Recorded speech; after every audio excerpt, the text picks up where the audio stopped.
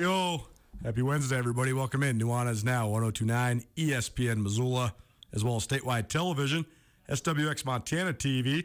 I'm Colter Nuanez, broadcasting to you live from the Northwest Motorsport studio. Northwest Motorsport is new to Missoula. They're located at the corner of Stevens and Mount. You can also find Northwest Motorsport online, nwmsrocks.com. That's nwmsrocks.com. They boast the largest inventory of trucks anywhere in the Pacific Northwest. Ton to get to today. You want to listen to the show anywhere besides 102.9 ESPN Radio or SWX Montana Television. You can stream it. All you got to do is head to the station website, 1029espn.com. Click on Listen Live. Or you can get it on YouTube. Nuanez will get you there. You want to be a part of this show, or you want to win great prizes that we give away on this show? We're going to give you a basket of wings from the Desperado Sports Tavern and Grill as part of our Wing It Wednesday. All you got to do is call or text in fantasy football advice. We'll do that about 4:45, 406-888-1029. That's 406-888-1029. Our guests will join us via the Rankish Brothers RV phone line, and we do have a basket of wings from the Desperado Sports Tavern and Grill for you coming up. So all you got to do is just call or text and ask and or give your fantasy football advice. Just whatever you got going on with the fantasy football team. You want to know who to play or who not to play. Hopefully my advice is not binding, because I'll let you know a little secret. I'm not the greatest in the world at fantasy football, but I do love talking about the NFL, and I can at least help guide you a little bit in terms of rationale. I also think I might just not be the greatest. That might actually just be a perception in my mind, because I actually do pretty good in most of my leagues. It's my league with my brother and all his friends that I just get my butt kicked. But it's because these guys, they're like pros, man. They should all go pro. It's unbelievable. Regardless, we're going to do that about 4:45. But before that, a couple great colleagues from SWX Montana going to join me. Sean Rainey, sports director at SWX. He was coming in every Wednesday for quite some time, and appreciate him for taking so much time, because he's a busy guy. Not only is he producing some of the best TV content you got out there, but he's also a dad. He's got 2 little kids. He's also got himself a little golf habit. So he's got a lot of stuff going on. But regardless, Rainey, he can't be here in studio today, but we did catch up. And also, I was at SWX last night, and we recorded the first Make It Rainy podcast as well. So we have some NFL analysis and also some gambling, betting lines to analyze as well. So Sean and I will get into that here right off the top. Also, from SWX Montana, Alex Eshelman will join us about 4:30. She's a reporter in Bozeman. She's doing a great job covering Montana State as well as high school sports around the Gallatin Valley. It's our Montana State Minute. She'll give us a little bit of an insight on the Gold Rush game last week in Bozeman and what it's like covering this Bobcat team so far. Hour number 2, this is really fun. I recorded this interview yesterday, but this guy is a guy that I've been fascinated with for a long time. He's Dale Lindsey. He's the head coach of the University of San Diego. Dale Lindsey brings his Toreros to Bozeman on Saturday. It's the only game in the state of Montana, Big Sky Conference level. The Grizzlies, they got a bye. But Dale Lindsey's 78, almost 79 years old. He's been the head coach at San Diego since 2013. But before that, a life of football, mostly spent in the NFL. He played in the NFL from 1961 to 1974. Then he coached in the NFL for 27 seasons. Coached players like Junior Seau and Brian Urlacher. He's definitely one of the best linebackers coaches that the NFL has seen, and a guy that's finishing up his career in the beauty and on one of the most beautiful campuses in the United States, in San Diego. But this is a good interview because we talked a little bit about the game, but we more talked about football philosophies and just his life of football. I mean, what a guy to have on the show, right? I mean, he's been in NFL camps for nearly 3 decades, and now he's at a non-scholarship FCS school, which comes with its own challenges. But I'll give you a little tease. Dale Lindsey has never owned a computer. That's his claim to fame. And he's got a playoff football team without owning a computer. So there is ways around being just completely beholden to modern-day technology. But we'll have a great time welcoming in Dale Lindsey for our ESPN Roundtable. And then finally, another new segment for you. River City Runners. We're going to chronicle running in the Missoula community and around the state of Montana. And we're going to do it at the college, high school levels, but also any local runners. There's always running events going on in Missoula and around Montana, both Missoula, Bozeman, Great Falls, Helena. A lot of cities in Montana are outstanding running cities, running communities. And so we're going to highlight people that have to do with the great sport of running, whether it's cross country, track and field, just fun running, extreme distance running, all that stuff. And so this week, we'll be joined by Diego Hammett. He's the head coach for the Sentinel Spartans cross country team. The Spartans are the defending state champions on the boys' side and also look like among, if not the favorites, this season as well. So stay tuned for that, the debut of our River City Runners. Well, we are all about the cross promotions these days. One of my favorite guys to rap about all things sports with, Sean Rainey, SWX Montana Television, joining us here on Nuanez now. If you've been paying attention, Sean and myself both fancy ourselves a little bit. I don't know about aficionado or expert yet, but definitely participants in the world of sports gambling. And we also love the NFL. And so Sean is entering his second season with a great podcast, the Make It Rainy podcast, presented by Paradise Falls. And Make It Rainy, where Sean gives a lot of his best picks of the week. I'll be chiming in from time to time on the Make It Rainy as well. But this sort of gives us a framework not only to talk about betting lines in the NFL and pick some winners and losers against the spread, but also just gives us a chance to talk about the NFL as well. So, Sean, before we get to the gambling element of it, last week as a whole, the NFL, crazy as always. It's always so surprising to me how crazy it still seems like it is when it's been away for the offseason. But just your thoughts or just your feelings on having the NFL back in the fold? Oh, it was awesome. It was incredible. Thanks for having me on. And, yeah, it was just a lot of fun to, be able to watch all these games and with fans in the stands. And I don't know. For people that are into, fantasy and sports betting and just football in general, it's heaven, man. It doesn't get any better. It was awesome. Couple broad storylines to touch on. First and foremost, I thought the most surprising result of the weekend, and one that was a feather in my cap, at least for one game. It's only one game sample size, but I like Jameis Winston. I always have. I know he's a polarizing figure, but they rolled it up on the Green Bay Packers 38-3. Your thoughts on Jameis Winston's debut with the New Orleans Saints? Well, I played the Saints win total over because I thought that they were being kind of overlooked because, Brady retires and blah, blah, blah. They're just a good team, man. Their defense is still really good, and as long as Jameis doesn't turn the ball over, but I think that he'll be kept in check by Sean Payton in that offense, and he's just such a good offensive mind and coordinator that I think they'll just rein him in a little bit, and as long as he doesn't make the mistakes, he's a really good quarterback. So, the Saints were definitely one of the more impressive teams in Week 1 for sure.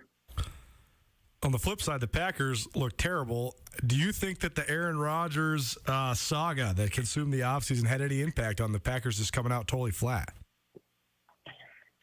I don't know. I feel like the Packers always have one of these games, remember Sure. last year at Tampa, or they just were flat. That's what the Packers are weird. I just don't like Aaron Rodgers, man.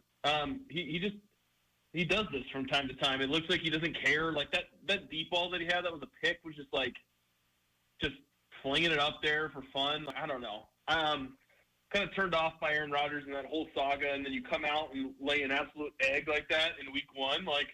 I don't know. If I was a Packers fan, I'd be kind of upset, and I'm just kind of tired of their drama. Just go out there and play and give me your 100% effort. And I don't know. I stayed away from that game for a variety of reasons, and I'll probably stay away from the Packers for a little while until I get a better feel and they show me that they're, fully ready to go as far as betting lines. A couple other surprising winners of the weekend, and that probably messed up a lot of people's bets, a lot of people's picks, a lot of people's parlays, all of the above. The Eagles beating the Falcons, I don't know if that was necessarily a game a lot of people were even betting on because it's sort of a weird one. But the Bengals beating the Vikings definitely was one that hurt a lot of bettors out there. And the Bills blowing a late lead to the Steelers. So what did you think of number one thing from a gambling aside, the number one thing from an analysis standpoint, right, is that Week 1 overreactions always consume all of us, but you have to sort of temper those, right? Yeah, for sure. I loved the Eagles. That was what I was all over the Eagles. You're talking about a team that was better than Atlanta on the offensive line, better than them on the defensive line, and probably kind of a wash at other places. I was all over Philly in that game. Loved that bet. But yeah, now Week 2 is kind of where you kind of, can kind of go against, some of the trends. Especially when Minnesota looked bad. Arizona looked amazing. Arizona's now 4.5-point favorites. The general public is going to be all over Arizona, so that's probably a spot where, the sharper bettors are going to go in on Minnesota just because of the overreaction, that kind of stuff. So I think that's just where, like, the novice bettor can get stuck in some scary situations based on just kind of the overreactions, because it's all about what the number is and finding value in that number, not what you think of that team. You might be down on the Vikings and up on the Cardinals after week 1, but should that number be 4.5 or should it be 2.5? So that's where that's what separates the sharper bettors from the beginning bettors. And so it's just finding value in those numbers and just trying to find a way to attack, each game. Sean Rainey, SWX Montana Sports Director, joining us here. Nuanez now, 102.9 ESPN Radio, as well as SWX Montana Television, all around the great state of Montana. Pretty crazy to think the way that the sports gambling world has become. It's been a tipping point. It's been a windfall moment. It's been almost fully accepted. You see DraftKings and Caesars and all these companies advertising on NFL games now, which even a couple years ago would have seemed like blasphemy, would have seemed almost unethical and unsavory, to be sure. So what do you think of just this phenomenon, Sean? Because now here we are. Even when we started dabbling in this from a podcast form, it was a little tenuous, and now we're talking about it all the time, all over the place. So what do you think of just the way this phenomenon's taken off? Well, as someone that partakes, I love it. I think as long as you're responsible with it, it's just an awesome way to make it all entertaining. And actually, this has all been going on for so long, but now that it's kind of above board and can be regulated, it's almost better than it was when it was had a lot of shadiness to it. You just have to be responsible. Like, that's the only thing. And I know, but that's the same thing with alcohol, drugs, whatever. Like, people are going to do what they do. So, you just got to be responsible with it. And, a decade from now, we're going to see sports books at every single stadium, at every single sporting event, where you could just place your bet right there. It's gonna be huge. Every state's going to have it, and it's going to be a massive, massive market and audience. But I will say this: there's a reason why that it exists, and that's because the books they're always going to make money off the public. That is just how it is. So I think there's a lot of people that get into it thinking they're going to make all this money. That's not going to happen. A very small percentage of people actually consistently use it as a vehicle to make money.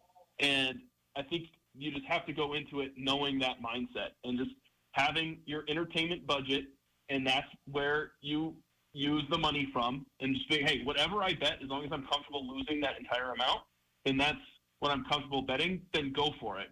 But do not go into it with the mindset of oh, I know a lot about football, I'm gonna make money doing this, because a lot of it has nothing to do with how much you know about football. It's attacking the market, knowing numbers, knowing math. There's so much more to it than just, I know football. Man, that is so true. That was the number one lesson I learned last year, because I'm sitting here thinking, man, I know the NFL as good as probably anybody I know besides my guy Sean Rainey and my guy Ryan Tutel. I'm sitting here getting annihilated because it's way more about the numbers. So we'll continue to guide you, and we're not going to actually give you much of a suggestion or advice as much as just analyze the numbers and sort of teach you more about the way that all this stuff works. This is presented, by the way, by Sportsbet Montana. If you want to go place bets anywhere in the state of Montana, go find yourself a Sportsbet Montana kiosk. They're available at all your favorite establishments, and you can also download the Sportsbet Montana app as well and have some fun, especially this NFL football season, with all of the different ways that you can engage. Randy, one more question about last week, not even necessarily from a betting perspective, but just overall football analysis. What did you think of the Los Angeles Rams, particularly Matt Stafford at the helm as a quarterback? He looks a little different when he's got some guys to actually throw the ball to. Yeah, I thought the Rams were, pretty impressive. If you have Cooper Kupp on your fantasy team and some of those weapons, I think you're pretty happy. And he just fits what Sean McVay likes to do. They seem like they coexist really, really well and around the same mindset. And he might be able to unlock that offense to another level that we've seen. My question is just, they're a little bit thin as an entire roster. So as the season goes along, if they have some key injuries, it'll be interesting to see how they handle those. But, the Rams certainly look like, one of the better teams in the NFC for sure after week one. I'm going to save a lot of the games for this weekend because I'll be swinging by SWX tonight to record a Make It Rainy podcast, which will be available later this week with on all your various podcast hosting platforms. So rather than double up and waste people's time with multiple pieces of this sort of content, Sean, let's just continue talking about the league as a whole. I know we're only 1 week into this thing. What were some of your best bets and your best picks when it came to division winners? I think that's one of the most fun things is putting together, little 3 or 4 division parlays, right? Or, who's going to win which division and maybe, just putting individual bets on those as well. So what were some of the ones you liked the most? Well, I liked Washington, and then Ryan Fitzpatrick gets hurt. So that one we'll have to kind of wait and see. Dallas looked pretty good in week 1. So I'm not sure how much I feel about that one. I usually don't do a ton, though, as far as futures bets. They're kind of small ones. Futures bets are fun because, you can put a small amount down, and then you can kind of just, root for that team or whatever throughout the year. But I don't like putting a ton because then if you have a lot, then that's a lot of, of your bankroll that's just sitting there for months and months and months. Kind of one of the things in sports gambling is if I could have the money in my pocket now, I could use that each week to multiply and make more money than if it's just sitting there for 3 months. So I liked Washington going in, but now with that injury, not so much. Let's see here. As far as divisions go, I didn't have massive strong leans anywhere. I thought Minnesota was a pretty good play as far as just for the value, but they looked bad in week 1 as well. So I didn't really dive too much into the division winner market per se this year because I just didn't really like some of the values. And a lot of these divisions are pretty close, and I think they're going to be fascinating races. And I just didn't really have a feel. The NFC West is loaded. I was any of these teams could win the division, any of them could be in last place. It's kind of the same like the AFC North with the Browns and the Steelers and the Ravens, and the Bengals are improved. So it's some of them are just kind of hard to see. And so I kind of just stayed away from division winners, to be honest. It's always fascinating, too, to see the way that maybe the teams that aren't quite division favorites but are certainly right there in the mix as maybe playoff squads, the way that they navigate their seasons. Because sometimes, like the Browns, for example, you have a lot of hype coming in, but you might not even be the best team in your division, even though people are thinking you might even compete for the conference title. Another team that kind of falls in that is the Miami Dolphins. Are they contenders or pretenders? But from that sort of angle, Sean, I guess we'll just go through some teams because let's start with the Dolphins. Are you a believer or not in the Miami Dolphins? Well, define believer. I think if we're talking fringe playoff team, they'll be fighting for a wild card spot. Yeah, I think they're that. Are they win the division and be a top seed team? No, I don't think they're that good. They had some turnover luck on Sunday. I still don't fully believe that Tua is an upper echelon, top half, 15 quarterback in the league. I think he's fine and okay, but I do like their coach. I like their defense, and they have some weapons and stuff. But I don't. The Dolphins don't scare me at all. I think they're solid, but not upper echelon. I don't think they're a contender for a Super Bowl or anything like that. Denver Broncos had a big week in week 1. What do you think of the Broncos? They're probably right in that Dolphins category for me. They have a really good defense. They have good weapons. Jerry Jeudy getting hurt kind of stinks for them. Was looking forward to seeing how he did in year 2. And Bridgewater's just fine. He's not elite. He's not going to blow you away, but he's not going to lose you the game. I think they're maybe a small tier below the Dolphins but I think they're going to be right there in like the, 8, 9, 10 win mark when it's all said and done, being a solid team that'll probably be contending for the second wild card. Sean Rainey, SWX Montana Television. Joining me, Colter Nuanez, right here on SWX, as well as ESPN Radio in the city of Missoula, around the great state of Montana. Sean's going to chime in throughout the week now. He was co-hosting with me from stem to stern on Wednesdays, but we are busy. He's running around doing all sorts of stuff for SWX Montana, so he's going to swing by when he can. I'm going to swing by over there at SWX when I can, and we'll also be collaborating a little bit on the Make It Rainy podcast as well, where you can find all your best bets and picks of the week when it comes to each week's NFL slate. Another squad I want to ask you about last night, Sean, right now, but last night a thriller between the Raiders and the Ravens, and the Raiders come out on top. So big win for the Raiders, but I like the Raiders. I thought they were good all offseason, but what do you think of the Las Vegas Raiders? I think they're okay. I don't think they're all that great. First home game with fans inside their new stadium.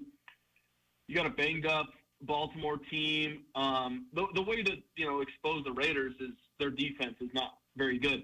Although Max Crosby and their pass rush certainly looked improved, but I think a lot of that is, I think Lamar Jackson is very talented and has a lot of skills, but he's still not there as a passer, and he could not exploit the Raiders defense like other quarterbacks can. And the Raiders have a good offense, and, they can move the ball. Derek Carr looked pretty good, but, they were just targeting Waller the whole time, and the Ravens didn't really seem to make a ton of adjustments there. I am not really sold on the Raiders. I think they're probably, I don't think they finish over 500.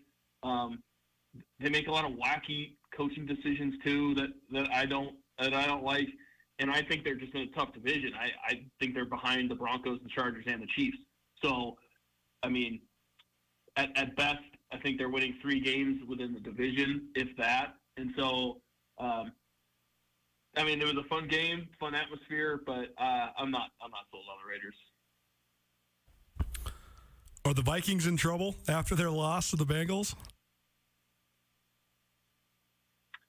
No, I'm not ready to abandon ship on the Vikings just yet. I like Zimmer as a coach.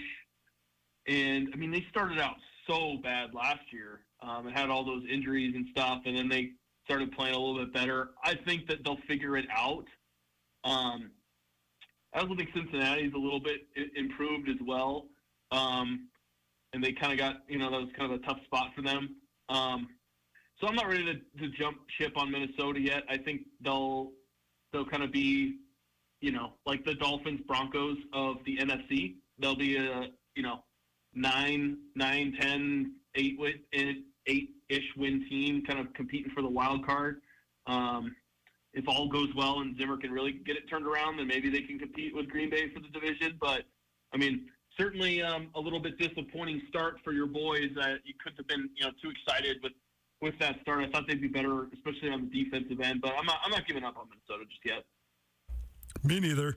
The key stat line for the Vikings is always, as I've always argued, when Kirk Cousins throws for a bunch of yards like he did on Saturday, Vikings are going to lose because that means they're not handing the ball to their best player, one of the best players in the NFL, in Dalvin Cook. They actually did hand him the ball a little bit, but Bengals were selling out on the run defense, and Cousins threw for 350-plus, but Dalvin Cook only had 61 yards. So does not bode well for the Vikings, but I think they'll get that back on track because that's what Mike Zimmer wants to do, head coach for Minnesota. Sean Rainey, SWX Montana Television, joining me, Colter Nuanez, here on Nuanez Now. Sean, I know that we're going to lay out all the best bets and all the best lines and analyze this whole thing on the Make It Rainy podcast, but just some games maybe you have on the docket. First and foremost, you're probably stoked and interested in the Chargers versus the Cowboys this weekend, I imagine.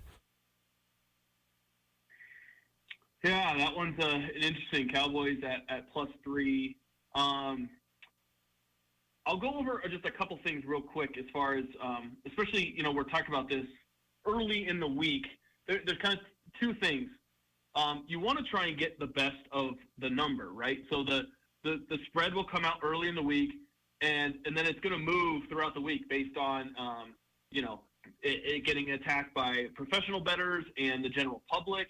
And so what you want to try to do as a gambler is you want to have really good closing line value. So if you can get a number at, let's say that, the Saints are playing the Panthers and they are 3.5-point favorites. And if you bet that now and you like the Saints at 3.5, you might get a whole lot of public money coming in on the Saints, and that game closes at 5, maybe 6 points at the most. And then you're sitting there at 3.5, and hey, you're looking pretty good. Like for me, last week I took the 49ers at 7.5-point favorites. I like them in that spot. The line got moved to 8 and 8.5 in other places, and they won by 8. And so because I grabbed it early, because I liked that number, then I won my bet, and the people that hopped on it late lost. So it's finding those numbers that you think will change throughout the week, because some of these are moving already. So, like, I kind of like Cincinnati as 3-point underdogs on the road to Chicago, and that's already at plus 2.5. And that half a point is crossing a key number. So you have those key numbers at 3 and 7 and kind of 4 sometimes could be a key number. So if you're getting because obviously a field goal, you can win if they lose by a field goal. Now a field goal beats you if you like Cincinnati. So I don't advise locking in bets when the number was good and now it's not good. And so it's about being disciplined, finding good value in the numbers, and going with plays that you think the number might go in your favor throughout the week if you are going to bet it early, or if you think I kind of if you think that you like the Panthers against the Saints, then you could just wait and let that number get higher and higher, and then just take the underdog. The underdogs are 12-4 in week 1, so there was a lot of underdogs that were doing very, very well in the first week. So it's just trying to figure out which way you think the line is going to move, and if you like it now, take it now. And if you want to wait on it, then especially if you're kind of looking at an underdog perspective, then you can wait throughout the week and grab it later at a better number. He's Sean Rainey. He's becoming an aficionado. This is great stuff, Rain, man. Gotta love it. We're going to do this each and every week here on Nuanez Now. And you can also find all of our picks, commentary, bets, everything on the Make It Rainy podcast. So go check that out on all your various podcast hosting platforms. This segment presented in part by Sportsbet Montana. There's Sportsbet Montana kiosks at pretty much all your favorite locations that you like to go and watch sports at. You can also use the mobile app to make your bets as well. So head on down to a Sportsbet kiosk and get some NFL bets in for the weekend. It'll be a fun time for you and all of yours. So no matter where you're at, there's usually a Sportsbet Montana kiosk close by. Sportsbet Montana kiosks are powered by the Montana Lottery. Rainey, thanks for taking some time. I know you're a busy man, and we will catch up with you soon. And I can't wait for the first Make It Rainy podcast with myself on there as well. But in the meantime, my man, be well, and we'll talk to you soon. Sounds good, man. Thanks for having me. And last one is don't only do parlay. That is how you lose, and Coulter found that out last year. See you, my man. So there you go, Sean Rainey, SWX Montana Television, here on Nuanez Now. I'm Coulter Nuanez, and you're listening live on 102.9 ESPN Missoula, as well as statewide television, SWX Montana Television. Sean's from SWX Montana, as is our next guest, Alex Eshelman. She's doing a great job as a reporter over there in Bozeman for SWX Montana, and she'll join us once a week to give us an update on what's going on at Montana State, as well as the rest of the Gallatin Valley. It's the Montana State Minute with Alex Eshelman, here on Nuanez Now, right here. Keep it tuned to ESPN Radio. Bob Ward's, your hunting headquarters, wants to remind you to keep an eye on that calendar. Don't miss out on opening day because you don't have the gear. Get into Bob Ward's now. You'll find the biggest and best selection of everything from scopes to shells, rifles to rangefinders, calls to camo, and much, much more. Visit your local Bob Ward's for in-store sales updated weekly. Hunters, your season is here. Head into Bob Ward's and gear up. Bob Ward's, sports and outdoors. Montana's best friend for the great outdoors for over 100 years. Open your new Stockman Bank account anytime, anywhere with online account opening. Now, you can open an account in minutes on your laptop, tablet, or mobile phone. It's convenient, simple, and secure. Open your new account today at stockmanbank.com. Then, add our online and mobile banking services so you can manage your money when, where, and how you want. Stockman Bank, Montana's brand of banking. Member FDIC. This is Mike Nugent with Berkshire Hathaway Home Services. Berkshire Hathaway provides Western Montana with full-time real estate professionals for you whenever you need us. Our reputation as the state's most knowledgeable and available real estate group has helped build unmatched trust in the Garden City and statewide. If you have been thinking of making a real estate move in the short or long term, give me a call. No pressure, no expectations. Just professional opinions and service at whatever pace you are comfortable with. Give me, Mike Nugent, a call today, 531-1802. And remember, every question is good to ask. Alpine Physical Therapy will be offering free baseline concussion testing to youth athletes ages 5 to 18 Thursday, September 16th, 3 to 6 p.m. at Playfair Park. Baseline testing is not meant for those who are suspected of having a concussion, but rather a tool used if a concussion is suspected in the future. Understanding your young athlete's baseline function can make a difference when suspecting a concussion, as well as enabling a return to play protocol. Visit alpineptmissoula.com for more.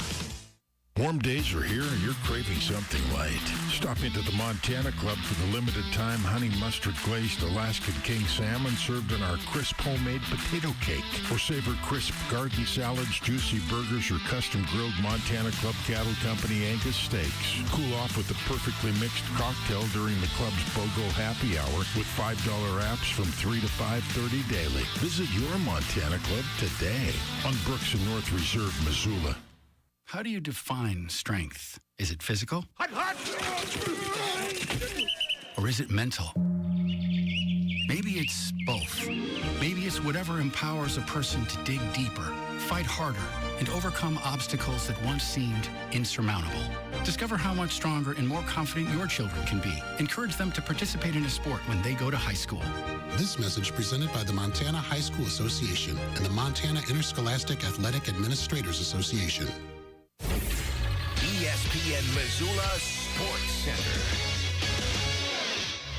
The in-state recruiting battle kept ripping in the Treasure State as the Bobcats landed a trio of talented Montanans over the weekend, and high school football had another unpredictable Friday. Hello, I am Colter Nuanez. 5 of the first 6 in-state recruits to commit for the class of 2021 pledged to Bobby Houck's Montana Grizzlies. But over the weekend, Montana State swung back, landing 3 highly regarded prospects. First, Florence standout 2A lineman Ethan Abbott, who currently leads the top-ranked team in Class B and will play defensive line at MSU, gave his commitment. Then came the Dowler twins, Taco and Caden, a pair of electric and fast wide receiver and defensive backs out of Billings West High. Those 3 are among 4 Montana products committed to the Bobcats. The other is Burke Mastel, a lineman from Red Lodge. Montana currently holds commitments from Helena High quarterback Caden Hewitt, Helena linebacker Marcus Evans, Hamilton quarterback Tyson Rostad, Missoula Sentinel defensive end Zach Cruz, and Kalispell Glacier kicker Patrick Rohrbach. A pair of the most noticeable prep football results of the week came from 2 Western Montana Class B contenders. Fresh off a 52-0 win over defending state champion Manhattan, Florence rolled past number 7 Three Forks 43-0 on Friday, and Loyola, a team that did not score a touchdown last fall, won for the second time this season by outlasting the free-falling Tigers 20-14 in overtime. The biggest upset in the Class AA ranks Friday came when upstart Butte posted a 34-20 win over Hewitt and number 2 Helena High.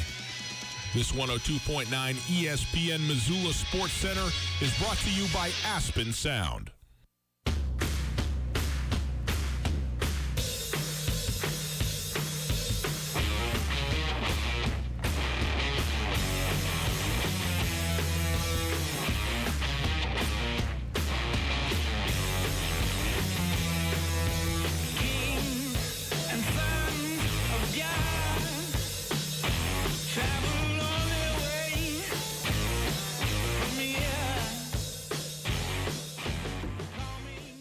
What up, Montana? Happy Wednesday. Welcome back. Nuanez now, 102.9 ESPN Missoula, as well as statewide television, SWX Montana TV. Thanks so much for kicking it with us here on your Wednesday. We do this each and every weekday from 4 to 6 p.m. on ESPN Radio and SWX. You can also tune in on YouTube or on the live stream. You want to give us a call or shoot us a text? Please do. 406-888-1029. That's 888-1029. You're going to want to remember that because about 15 minutes, we're going to be giving away a dozen wings to the Desperado Sports Tavern and Grill. All you got to do is either ask for some fantasy football advice, give some fantasy football advice, what fantasy football questions, conundrums, whatever. What do you got? Start now. Start pouring them in, and we'll go over them here in about 15 minutes. But first, we have to get to another one of our new great segments, the Montana State Minute with Alex Eshelman. She's a reporter in Bozeman for SWX Montana. She's doing a great job covering the Bobcats and all things Gallatin Valley sports. She made her debut at the Gold Rush, first time at Bobcat Stadium on Saturday on SWX Montana Television. Time now for the second edition of a great new segment we have here at Nuanez now. It's the Montana State Minute with Alex Escherman. Alex is a reporter for our great partners here, SWX Montana Television, as well as ABC Fox Montana. And she, on the field level of Montana State's awesome 45-7 victory over Drake last weekend. So, Alex, let's start there. Your first Gold Rush experience, your first time on the sidelines at Bobcat Stadium, and I heard it was lit in Bozeman. So what did you think of Gold Rush? Oh my gosh, Coulter. It was everything that I could have imagined and more. Coming to Bozeman in May of 2020 and just crossing my fingers for the football season to happen in 2020, which of course it didn't. It eventually got canceled for Montana State in the spring. So to finally be there, you could feel the energy and the buildup starting on about Wednesday, really Thursday, and then Friday, I felt like everybody, there was this anxiousness feeling in the air. And the next day, I came a little bit early just to go, talk to fans and kind of experience the game day atmosphere before I had to get on the field. And people were saying they had been out there since the crack of dawn. Once I got into the stadium, it was so loud. It was louder than I expected it to be. I don't know why, but it was way louder than I expected it to be, and not one person was without a gold T-shirt on. So pretty incredible experience, to say the least. You went to the University of Arizona, so you have been in Pac-12 stadiums. How did that compare? It was right up there. I mean, unfortunately, as you know, U of A has not been the shining star of the Pac-12 by any means in recent years. Right. So the attendance rate, it took a downhill tumble a little bit in my years of being there. But, I mean, I had been to I was fortunate able to travel to Oregon, to UCLA, to Washington, and I would put it up there against any of those. I mean, I don't think that at the end of the day it really comes down to the number of seats that there are. What matters is how many people attend the game and their energy level, and Montana State is right up there. Let's talk about the game. Like you mentioned, Brent Vigen, his first victory as Montana State's head coach. It's against a team from the Pioneer Football League. It's a non-scholarship program, but Drake San Diego, who's also coming to Bozeman this weekend, they're the better teams in the Pioneer Football League. They have football tradition. They usually have FCS quality players that just chose to go to a non-scholarship school because of the academic opportunities at those two institutions. But all that said, you can only play who's on your schedule, and you can only dominate to the level that you can dominate to. But Montana State, pretty dominant, particularly in the first half. So what'd you think of the action on the field? Action was absolutely electric. I think more so in the second half, Coach Vigen was a little more pleased with the way that his team finished and just performed on both sides of the ball. But when the game first started, the pass game is what is really standing out to me about this game in particular. I think that's something, I mean, you know this culture, that's something that Bobcat fans have kind of wanted to see a little bit more of, and we definitely got that in this game. I think we had a good view of Matthew McKay. He was awesome. I thought his connection to Lance McCutcheon makes it even better that he's a Bozeman native. Willie Patterson, so great to see him dominate on Saturday as well, especially because he's battled some injuries the past couple of years. So that is what really stood out to me. I thought the run game was okay offensively. I think maybe it could have been a little bit better. And Isaiah Fonte even said that in his presser this week. He said it was okay, and he'd like to see a little bit more happen there. But pass game to me is what really stands out offensively from this game. What about you? I think it's so fascinating to me because when you have passionate fan bases, and make no mistake about it, I think Montana State and Montana have two of the most passionate fan bases in the entire country. And I think that the fact that you mentioned the Bobcat Stadium's up there with Pac-12 schools in terms of just ferocity and volume and all that, it's true. I've been to a lot. I mean, I've been to Utah, I've been to Washington State, Oregon State, UCLA, and I mean, Montana and Montana State, they have a couple of the best home venues that you can find, and people just love it. But I also find it fascinating that people seem to pine for whatever the identity of their team is not. In other words, Montana State was the best rushing team in the Big Sky Conference during the Jeff Choate era. They put a high priority on it. They didn't really have any ambition to throw the ball. They just wanted to run it down your throat, play defense, and just beat other teams up. And they did it really, really well, especially in Choate's last 2 seasons. But it always left people wanting more. More from the quarterbacks, more from the quarterback play, more from the passing game. Well, now, it seems like you got a quarterback-oriented coach, an offensive-minded coach in Brent Vegan. I think you got a really creative play caller in Taylor Housewright. Montana State's getting a bunch of players involved in the pass game. I think 11 different Bobcats caught passes on Saturday. Yep. And what are we hearing? Well, we wish the run game was better. Why isn't Isaiah Fonte rushing for 150 yards a game? So I just think it's funny to hear the sort of feedback because you always want what you don't have or what you can't have. But all that said, I think that Matt McKay is good, and I think he has an ability to get a lot better. I think he has a lot higher ceiling than he's even showing right now. Willie Patterson's always been one of my favorite guys on the team just because I think he has a great story. He was sort of this urban legend coming out of high school in Tacoma, and a guy that was clearly an electric athlete, but he's just battled injuries for so long. And also, each time he does get nicked up, he falls behind a guy named Coy Steele, who's one of the hardest working guys on the team. So he's always hard to beat out once Patterson has been, back in the fold healthy. Oh, well, that leads to my next question. But Alex Eshelman joining us on Nuanez Now, Montana State Minute, one of our new segments here on ESPN Radio. Willie Patterson caught a pair of touchdowns, Alex, and one of which he did a backflip afterwards, and he kind of got in the doghouse for that. And I know that Coach Vegan's trying to make a point in terms of, making it not about an individual, making it about the team. But all that said, just knowing Willie P a little bit, knowing, just the charismatic guy he is, I wasn't surprised at all he did a backflip. Of course he did. He's like new age James Brown. He's always out there on the sidelines dancing, so I thought it was great. So regardless, but what'd you think just in general of Willie Patterson's contributions? Oh, my gosh, Coulter. I couldn't agree more, and I understand completely, the whole point of celebrating as a team and not drawing attention to yourself. Football is all about the team. It's about it's a collective group working together. He wouldn't have been able to score that touchdown or get into the end zone if it weren't for his O-line, if it weren't for Matt McKay, if it weren't for everybody else doing their jobs. But I love seeing it, and I thought it was amazing seeing that up close in person.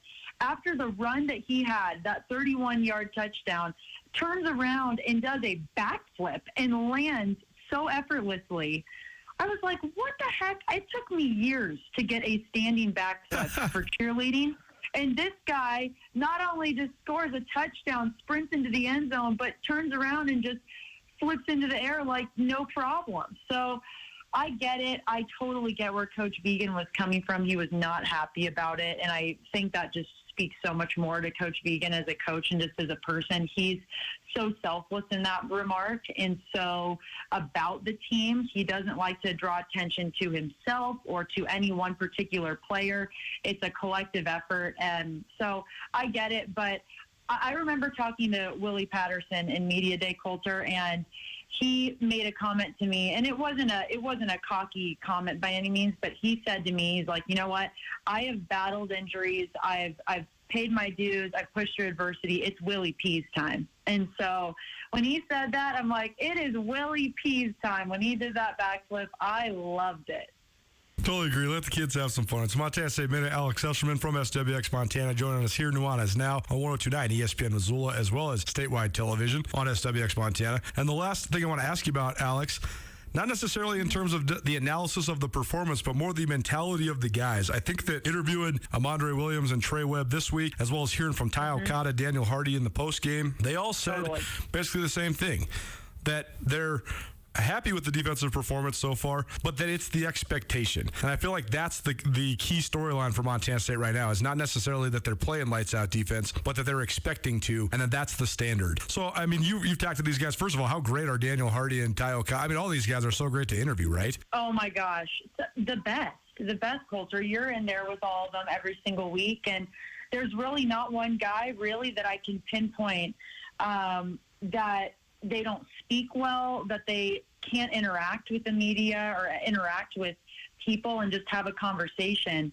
And not only that, but on top of it, they let their personalities shine, which in particular, Daniel Hardy, I love talking to Daniel Hardy because he's just excited. He has an energy and has an aura about him that gets you excited to not only talk about the defense, but talk about his performance, the overall game, the guys. And I couldn't agree more. I think that there is a very high expectation for this team this year, and it's a really unique one because, as we know, 2019 was their best season as a program since 1984 when they won the whole thing. And a bunch of those same guys are still on the team, but they've faced so much with the new coaching staff, with COVID, with not being able to play in nearly 2 years.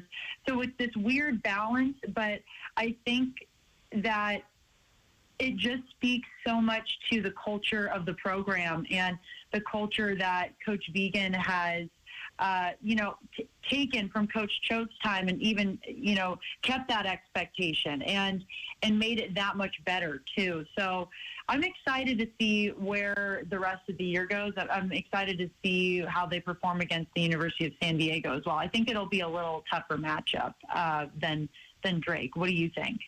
Yeah, absolutely. Dale Lindsay at San Diego is one of the veteran coaches in the country. I mean, he's been a football coach in some capacity since 1961. And he's also going to join us here on our ESPN Roundtable, our number 2 here on Nuanez now. But Dale Lindsay coached in the NFL for 27 years. So he'll have good players. They've been a playoff team multiple times in a row out of the Pioneer Football League. So I definitely think San Diego will be a little bit more of a test for Montana State as they have one last tune-up before Big Sky Conference play. She's Alex Eshelman. It's our Montana State Minute here on Nuanez now. One last thing for you, Alex. What do you got going on there in SWX Montana? Anything cool or fun? Anything good features you're working on? Any content that you hope people are getting ready to enjoy? Definitely. Always, Coulter, always. But right now, really, I was just talking to, I forget who I was talking to about this, but earlier this week, I was saying this is kind of, in a way, a rookie fall season for me again, because last year I didn't have to balance Montana State fall sports season along with high school. So last year I was focusing so much more on high school. This year everything is in full swing again. So a lot of just live game coverage going on for me. Not too many features, but I will say one that I'm hoping to highlight, and I'm not sure if you know this, but it is put out there. Taylor Tuiasosopa, he is, and I apologize if I mispronounced his last name. That is a mouthful. But he, off the field, of course, big-time O-lineman for Montana State, but off the field, he's an artist. He, in terms of, he's a musician. He is a rapper, and so I'm hoping to kind of talk to him a little bit and hear a little bit more about his passion off the field. So stay tuned for that. Very good. I've listened to a couple of Taylor Tuiasosopo's mixtapes. He's talented, and he's a great guy, man. Really well-rounded, comes from a great family. People around the Northwest very familiar with that last name because Marcus Tuiasosopo, great quarterback for the Washington Huskies, led him to the Rose Bowl back in 2000. I know Taylor's dad, he played his ball at USC, and rest in peace to him. I know he passed away during the offseason, so I know that's been something that Taylor's been going through. But that'll be a great feature story, Alex, and I know people will look very much forward to it. Alex Eshelman, SWX Montana, as part of our Montana State Minute. Thanks so much for joining us, Alex, and we'll talk to you next week. Thank you, as always, Coulter. Such a pleasure and a privilege to be on your show. And let's head into week 3. Let's do it. So there you go. Appreciate Alex making the time. I know she's really busy, but fun having her on the radio. She's doing a great job there over in Bozeman, and always great to cross-promote with all of our great colleagues over there at ABC Fox as well as SWX Montana Television. Keep the fantasy football texts coming in. 406-888-1029. That's 888-1029. You text us. We give you fantasy football advice. You're entered to win a dozen wings from the Desperado Sports Tavern and Grill. It's Wing It Wednesday, so hit us up. 888-1029. That's 406-888-1029. You can call or text. Ask us what you want to know about fantasy football or give your best fantasy football advice. No matter what, you correspond with us. You get entered to win a basket of 12 wings from the Despo, the best wings in the city of Missoula. Fantasy football on Nuanez now. Next. The sports memorabilia and trading card industry is heating up because of an increased demand, a global market, and reinvigorated collection and collectors. Specialty trading cards have never been more popular. Whether you are interested in checking out some of the hottest items on the market or perusing through a catalog of some of your favorite vintage players, Zootown Sports Cards offers the most elite options in all of Western Montana. Start your collection or bolster it today by stopping into Zootown Sports Cards at the corner of Higgins and South in Missoula. Coulter Nuanez from ESPN Missoula. And those that have been watching Two-Tell Nuanez on TV, you probably noticed that for a while I was missing one of my bottom teeth. A baseball, a busted row of teeth, it's a long story, but if you've tuned in lately, you noticed that my tooth is fixed. I owe my new smile to Dr. Gene Morris at Oral Surgical Associates. Dr. Morris is the most trusted oral surgeon in Montana and has extensive experience in all forms of oral surgery. And if you look at my smile, if you never knew, you'd never know I was once missing a tooth. For all your oral surgical needs, call Dr. Morris at Oral Surgical Associates today. Oh, I love family road trips. Wind in my ears. Good dog. Treats in my mouth.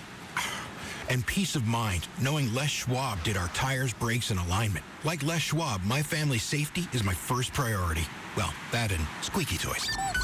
Swing by today and get road trip ready with our always free pre-trip safety check.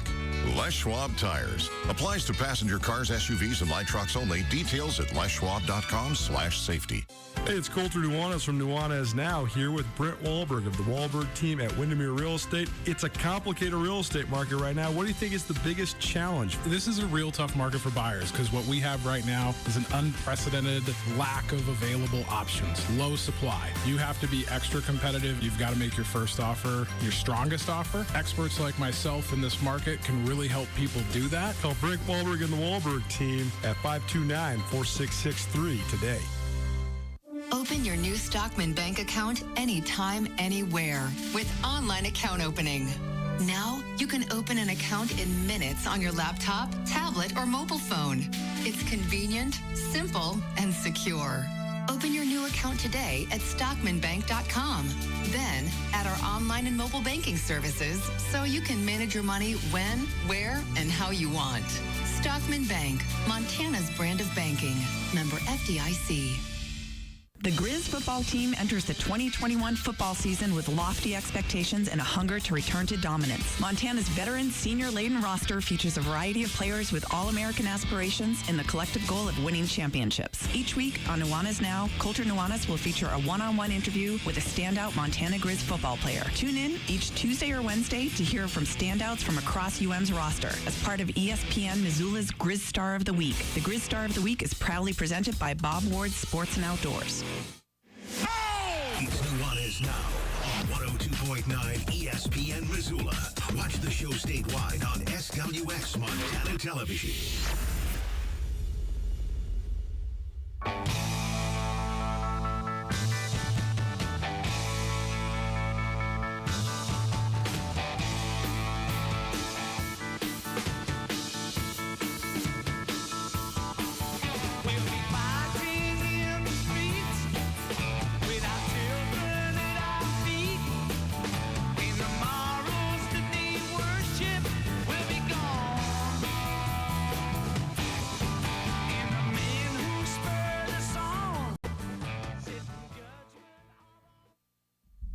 Welcome back. Nuanez Now, 102.9 ESPN Missoula. SWX Montana Television. If you're watching on TV and you see me running back and forth, it's because I realize I probably can't give that applicable of fantasy football analysis or advice unless I got my fantasy football rosters and got my computer in front of me. So I was just going back and forth. I'm Coulter Nuanez, by the way, broadcasting to you live from the Northwest Motorsport studio. Northwest Motorsport, new to Missoula, located at the corner of Stevens and Mount. They also are available online, nwmsrocks.com. They boast the largest inventory of trucks anywhere in the Pacific Northwest. I also had to grab my phone because we got a new system here, which means, by the way, it's time now for a Wing It Wednesday presented by the Desperado Sports Tavern and Grill. Shout out to the King of Wings for always being such a great supporter of this show. If you have not gone and tried the Despo Wings, I know there's a ton of new people in Missoula. we hope this show is sort of a roadmap towards the best of the best in Missoula. And the Despo definitely has the best wings. So go check them out. If you've never had them before, you're going to want to try them. If you have had them before, you're going to want to go back. But what we're doing now for Wing It Wednesday is giving you fantasy football advice and taking your texts, your calls. So give us a call right now, 406-888-1029. That's 888-1029. If you have questions, comments, advice, need advice, who to play, who to sit, call us. That will give you our advice. But also, we will get you entered for your chance to win a dozen wings from the Desperado Sports Tavern and Grill. Interesting week one, as always. Fantasy football is such a non-sweet science. So it's a little tough to navigate, especially early in the year, and you never know who's going to get hurt. You never know who's going to rise up and who's not. But a couple notes from some premier players that maybe are on your squads. First of all, I would suggest going and finding some national writers on Twitter that report about injuries. Adam Schefter from ESPN's a good one, but there's several good ones out there. Getting specific and up-to-date news about who's in, who's out, that's going to be helpful for you. So you can go hit the waiver wire. You can see who you need to add to your squad. But a couple pieces of injury news. Odell Beckham Jr. for the Cleveland Browns been ruled out against the Houston Texans. So that's a guy that most leagues have on somebody's roster. Raheem Mostert, who will likely get a lot of carries for the San Francisco 49ers. He's also now been moved to injured reserve.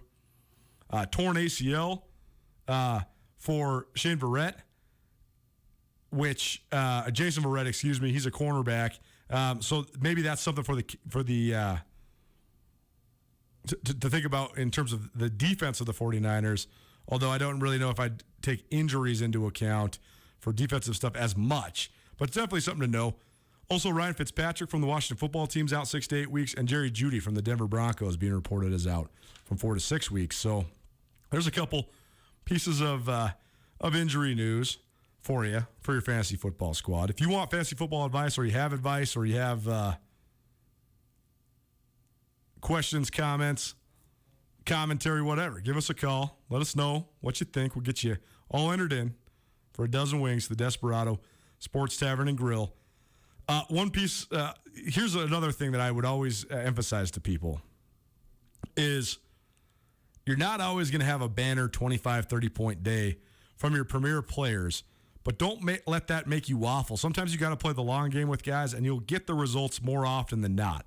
For example, Dalvin Cook from the Minnesota Vikings, one of the top drafted players in the NFL in fantasy football. He's certainly one of the top 5, not just backs, but probably fantasy football picks in the entire league. He only had 61 yards against the Cincinnati Bengals in an overtime loss by the Vikings. But you got to ride it with him because while he's healthy, he's a 100-yard game waiting to happen. I mean, he's going to rush for 12 to 1,400 yards and 10 to 14 touchdowns if he can stay healthy. He also catches the ball in the backfield well. So guys like him, Alvin Kamara, Ezekiel Elliott, the true bell cow type backs, I wouldn't really ever screw around with taking them out of your lineup unless they're injured. So just keep it fresh.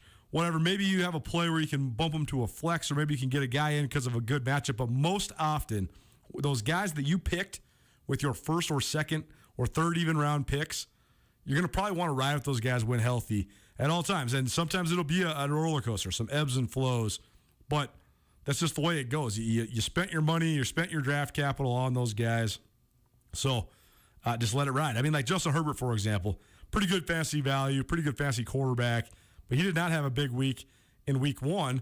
But if you got him, I'd keep riding with him because he has big potential always. And you just have to think he's going to throw 2-3 touchdowns most oftentimes out. So that's going to definitely help you out. Another guy that I think is sort of one of my sleepers, so I think is a little bit better than most people think he is. I know that there was a little bit of a devaluation of Josh Jacobs out of Alabama, who plays for the Las Vegas Raiders, because of the signing of Kenyon Drake.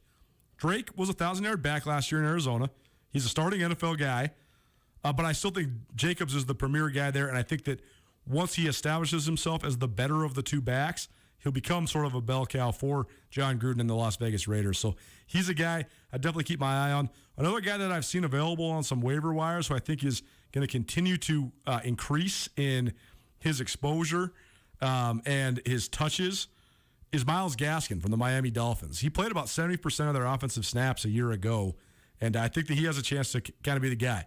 Probably the guy that I was the most frustrated with having on my bench, but it's always retrospect. I mean, hindsight's 20/20 is Deebo Samuel from the San Francisco 49ers.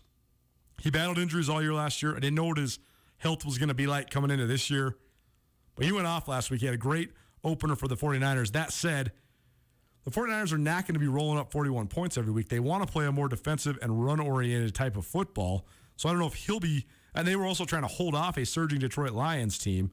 So I don't think – just because the Niners are not going to score that many points all the time, Deebo Samuel might not score as many fantasy points, but I still think he looked healthy. So if he's a guy you got, he's definitely a guy that could be a wide receiver 2 or even flex spot. But I do think that he's going to get touches. He is one of the go-to guys for that San Francisco 49ers squad. The other guy, when you're looking at guys that maybe had a little bit of a surprising week one who could be a good value play, is Jalen Hurts from the Philadelphia Eagles. I don't know if the Eagles are going to be as good as they looked in week one in their lambasting of the Atlanta Falcons, but I do think that Hurts is a big play threat. I think that he's a dual threat, and I also think that because the Eagles will likely be up and down this year, they're going to get into a lot of games where they're rallying from behind. And even, I'm always scrutinizing big time the overrating of quarterbacks based on statistical production. But if you're playing fantasy football, you're trying to win, you're trying to beat your friends, you're trying to win money. Sometimes the guys that play for the up and down mediocre teams that are always having to rally back from deficits are actually the ones you want on your squad because they're going to give you a chance to throw for a heck of a lot more yards. They're not necessarily going to be managing games. That said, obviously the Patrick Mahomes and Russell Wilsons and Aaron Rodgers of the world, sans last week that is for A-Raj, are going to be guys, they're going to be go-to guys for you no matter what. But sometimes quarterbacks on mediocre teams are actually as good as it gets for fantasy football. It's Nuanez Now, 102.9, ESPN Missoula, as well as statewide television, SWX Montana television. We do have an inquiry from a listener. The question at play is, who would you rather play? Ben Roethlisberger, who is at home this week against the Las Vegas Raiders, or Josh Allen? The Buffalo Bills play at the Miami Dolphins. Now, I think Josh Allen's one of the better players in the NFL. It's a good question, though, because I think these two teams are the two teams that are coming off of – so the Steelers rallied to beat the Bills last week. Will the Steelers come back down to earth after beating one of the preseason Super Bowl favorites? I'm not sure, but they're back at home, and they have the Las Vegas Raiders coming to town who are coming off of a big Monday Night Football win over the Baltimore Ravens. Which one of those two teams is going to have a downgrade? I'm not sure. But then you look at the other matchup, Buffalo going on the road at Miami. I think Buffalo is going to bounce back in a big way. I think Josh Allen has a chance to put up a bunch of numbers. That said, though, Xavier Howard, one of the best defensive players in the league. Miami's really good defensively. So even though if we're talking about bets and stuff, like if we're talking about picks in games, I'm taking Buffalo against Miami all day. But Miami does have a much better defense than Las Vegas, and I do think that Pittsburgh's going to be able to get the ball out early and often with Big Ben. So even though I would pick the Bills to win the game, and I do think that the Bills have a chance to go off offensively, I still think it's going to be Ben Roethlisberger at home versus the Las Vegas Raiders as your better play. That's it for this week's Wing It Wednesday, presented by the Desperado Sports Tavern and Grill. Thanks for all the feedback and the input, and keep those fantasy football questions coming. We'll get you all entered in for a dozen wings at the Desperado Sports Tavern and Grill, the best wings in the city of Missoula. A man that has lived a life of football and a man who has never owned a computer, Dale Lindsay, the head coach of the San Diego Toreros, our ESPN Roundtable. Keep it right here. Nuanez Now. Time now for the second edition of a great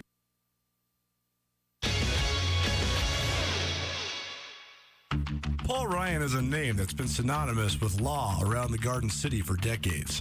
And Paul is excited to announce the expansion of his firm to Ryan, Holloway, and Miller. Paul Ryan, Nate Holloway, and Angie Miller have a fierce love for their community and want to help you with any of your legal needs. From auto accidents to medical malpractice to wrongful death or any criminal defense, Ryan, Holloway, and Miller should be your first call. Paul has established a reputation as the top legal mind in Missoula, claiming the Garden City's best attorney honors 13 different years. Ryan, Holloway, and Miller is a local firm with experience and intimate knowledge to help clients with any needs. Ryan, Holloway, and Miller will be available to take your calls at any time, 24 hours a day, 7 days a week. So no matter what your legal needs in western Montana and around the Treasure State, when it comes to personal injury or criminal defense, call Ryan, Holloway, and Miller today. Ryan, Holloway, and Miller, your Montana attorneys.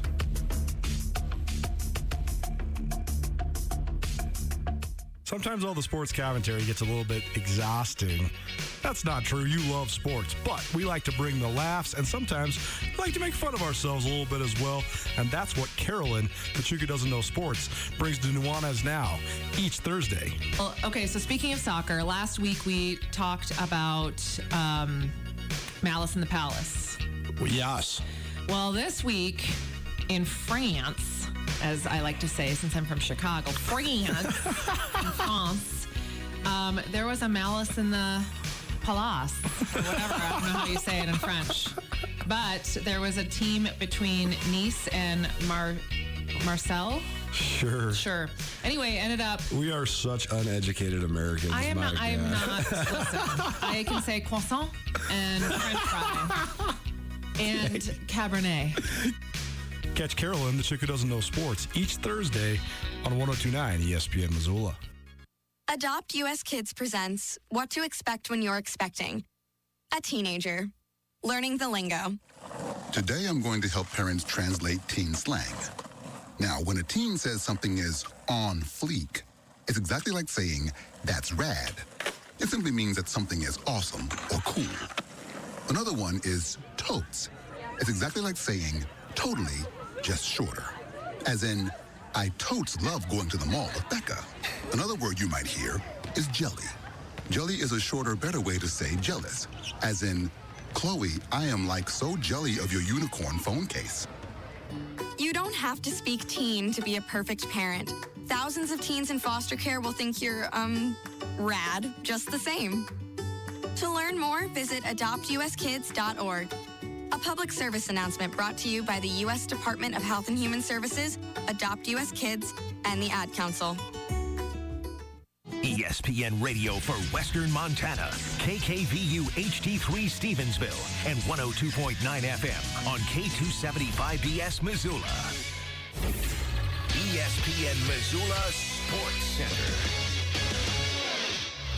The in-state recruiting battle kept ripping in the Treasure State as the Bobcats landed a trio of talented Montanans over the weekend, and high school football had another unpredictable Friday. Hello, I am Colter Nuanez. 5 of the first 6 in-state recruits to commit for the class of 2021 pledged to Bobby Houck's Montana Grizzlies. But over the weekend, Montana State swung back, landing 3 highly regarded prospects. First, Florence standout 2A lineman Ethan Abbott, who currently leads the top-ranked team in Class B and will play defensive line at MSU, gave his commitment. Then came the Dowler twins, Taco and Caden, a pair of electric and fast wide receiver and defensive backs out of Billings West High. Those 3 are among 4 Montana products committed to the Bobcats. The other is Burke Mastel, a lineman from Red Lodge. Montana currently holds commitments from Helena High quarterback Caden Hewitt, Helena linebacker Marcus Evans, Hamilton quarterback Tyson Rostad, Missoula Sentinel defensive end Zach Cruz, and Kalispell Glacier kicker Patrick Rohrbach. A pair of the most noticeable prep football results of the week came from 2 Western Montana Class B contenders. Fresh off a 52-0 win over defending state champion Manhattan, Florence rolled past number 7 Three Forks 43-0 on Friday, and Loyola, a team that did not score a touchdown last fall, won for the second time this season by outlasting the free-falling Tigers 20-14 in overtime. The biggest upset in the Class AA ranks Friday came when upstart Butte posted a 34-20 win over Hewitt and number 2 Helena High. This ESPN Missoula Sports Center is brought to you by Selway Armory.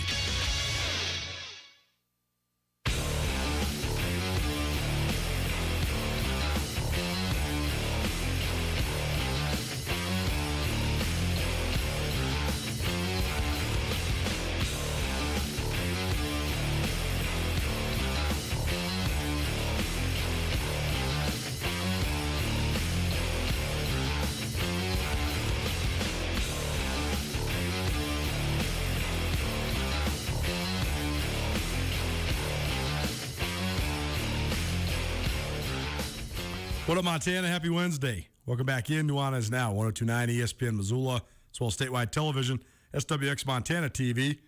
Thanks so much for joining us. Missed anything in the first hour of the show? Sean Rainey from SWX Montana swung by. We talked all things NFL as well as sports betting.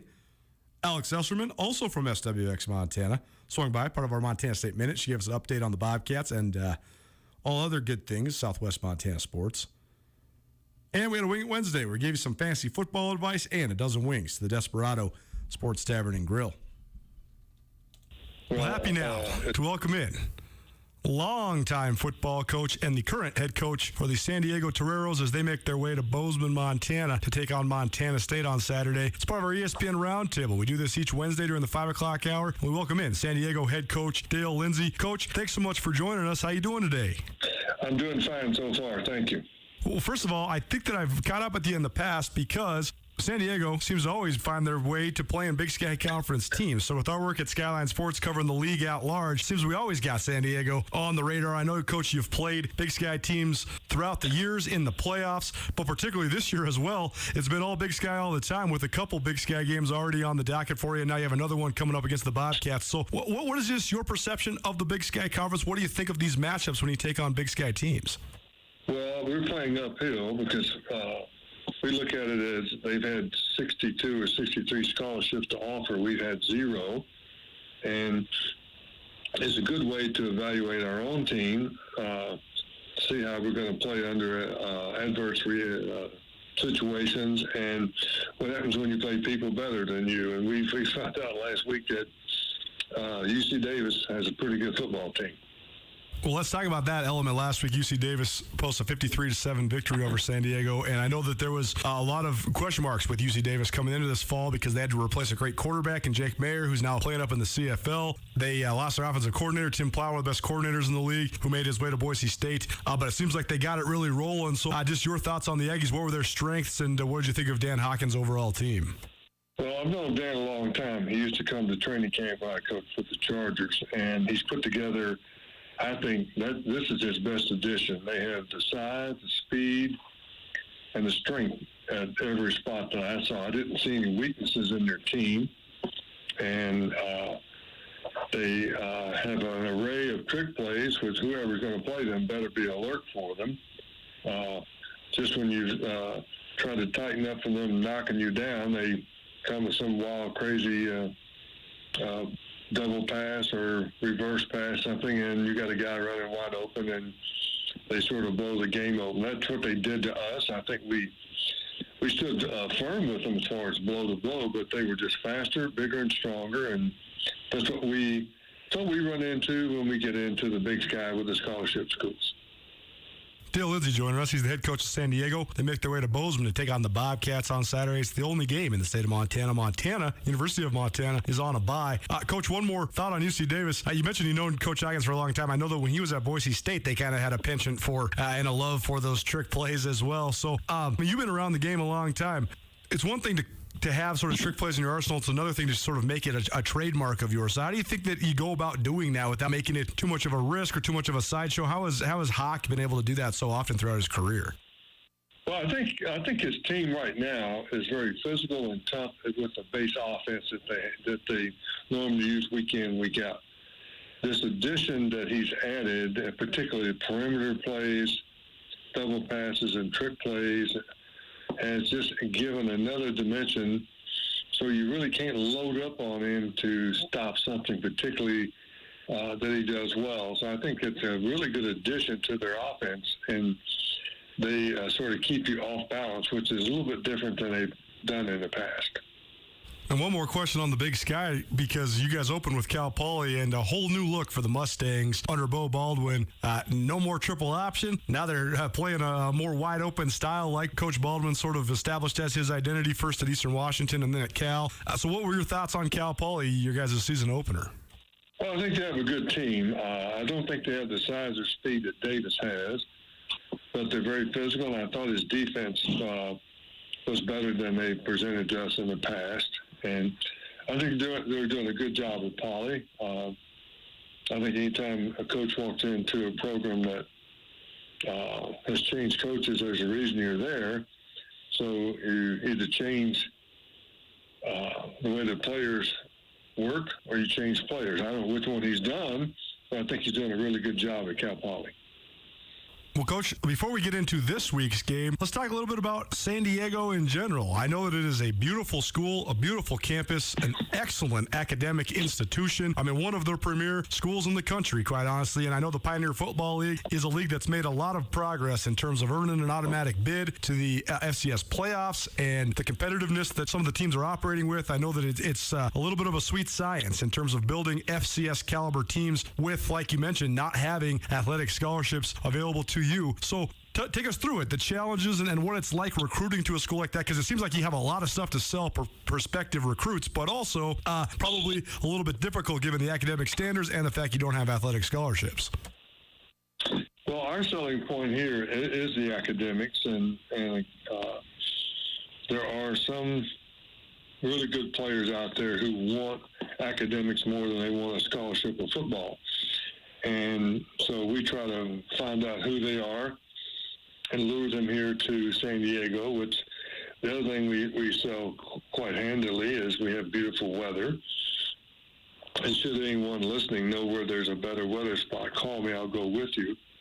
And so, and we've had a pretty good winning percentage here. So if you've got good academics and you're winning and you got good weather and you have beautiful girls, those are things that we're trying to sell that hopefully somebody wants. And we've been very fortunate in finding kids who in some years have been recipients of scholarship offers that they didn't care for the academics at certain schools, and they chose us, and we were very happy that they did. It's just that we have some high standards academically that we have to have them meet. And, of course, I think one of the best parts of this program are the parents who make great sacrifices for their sons to come here and play football.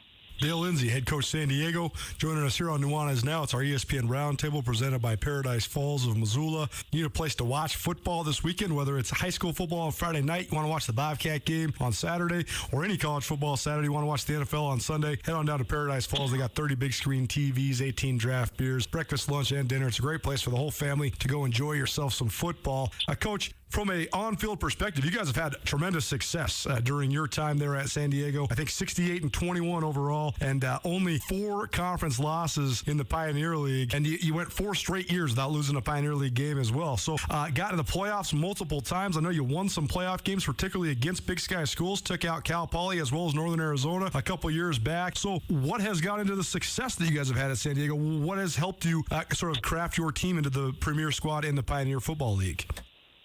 Well, I think I'm blessed with 10 really good coaches who are here for the right reasons. They're here to do the right thing. They are excellent at evaluating and recruiting players. And we've been very successful on getting some players here. Some I think shouldn't have been here, should have been at bigger schools. And that wanted what we had to offer academically and weren't fazed by the cost of school. So I think it's been a sort of a perfect storm where there were years where we just wound up with kids that were exceptional and that they played hard and things fell right for us. I mean, we like I say, we've had some really lucky winning streaks, and we just got to keep finding the right chemistry for these guys, and hopefully we can hit on some of the future Toreros like we have in the past. And if we do, then we'll continue with a successful program. You mentioned the cost of tuition, and that's definitely an eye-opener, especially when you talk about a private school like San Diego. You also mentioned the parents. So when you are recruiting, is that a big part of it, is just recruiting the parents? Well, I consider that my job. I think coaches do a great job recruiting the players, and it's my job when we get the parents here to convince them that it's in their best interest to put out roughly around $75,000 a year for their son to come to school here. One of the selling points that we have had in the past is in the 8 years I've been here, we're graduating 95% of our players, which is should be an object of any college. And most of our kids are in the six-figure range when they leave here. So there is a light at the end of the tunnel. It's just 4 years getting there, and we're hopeful that some of our players who are striking it rich also pay back their student loans rather than dumping on their parents. And like I say, we've been very fortunate in having kids that we have drone engineers. We have one boy that works on Star Wars, and multiple business guys who are in sales, CPAs, and every now and then we have a coach.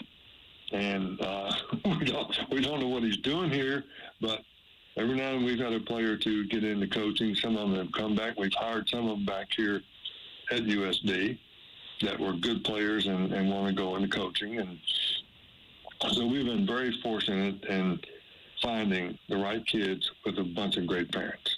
Dale Lindsay joining us, head coach of San Diego. It's the ESPN Roundtable here on Nuanez, now 102.9 ESPN Radio, as well as statewide television, SWX Montana Television. And, Coach, let's talk a little bit about your coaching career. You have been coaching since 1974, and you coached for years and years and years in the NFL before diving into the college ranks later on in your career. So, first of all, just take us through your time in the league. I know that you coached some great players, coached some great teams during your time in the NFL, but what was that experience overall like for you?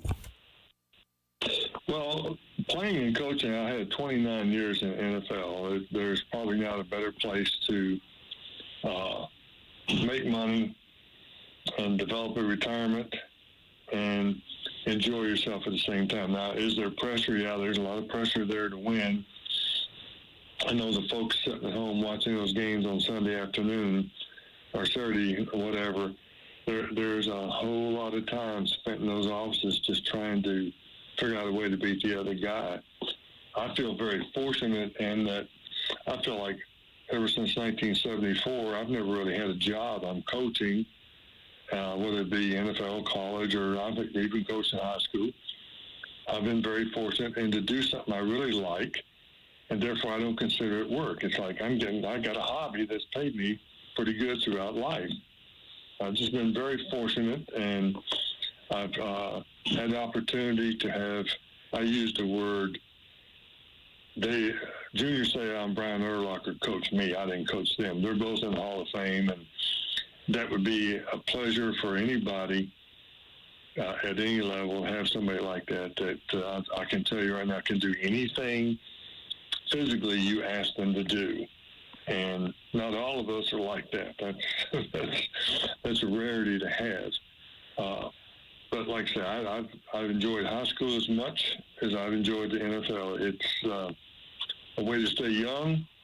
These players keep you on your toes. Like I said, I have 10 coaches here. I don't know a thing about a computer, so I have to call on those guys to help me all the time. And it's just been a wonderful ride, and I'm hoping that stay on the merry-go-round for a few more years. Well, it's very well put. Junior Seau, particularly, one of my favorite players of all time, and a guy that just had so much magnetism. I mean, a guy that seemed like everybody gravitated toward. But you mentioned his physical skills, but more than that, I mean, just the man that he was. That must have been a true pleasure to be around him for the time that you were. Oh, absolutely. Junior's one of the finest people I've ever met in the game. But people don't realize what you saw on Sunday afternoon, he did Wednesday, Thursday, and Friday, too. And he only knew one speed, that's 100 miles an hour. That's how he practiced. I can't say that we always go eye to eye on everything, but that's player-coach relationship anyway. And the same with Brian Urlacher.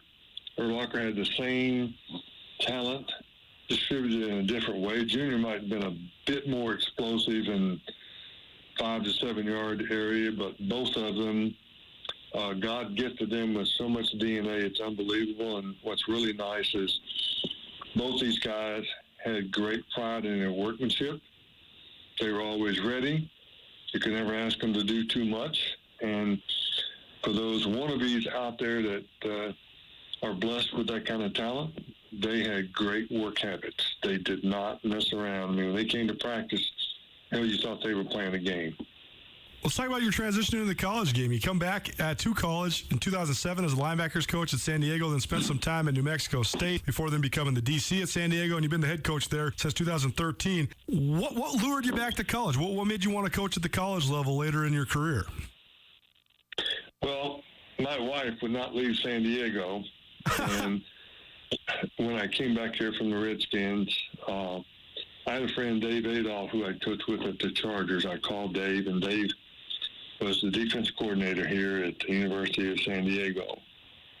And I said, Dave, I don't have anything to do. Can I come down and be your limo driver? And he said, I'm getting ready to retire. I'm going back to Ohio. I'll go talk to Ron Carriger, who was the head coach, about maybe giving you a shot. I came down the next day. I didn't even know where the school was. And honestly, I was here eight years and hadn't heard of it. And I came down and talked to Ron Carriger. He gave me a shot to come here and coach for nothing.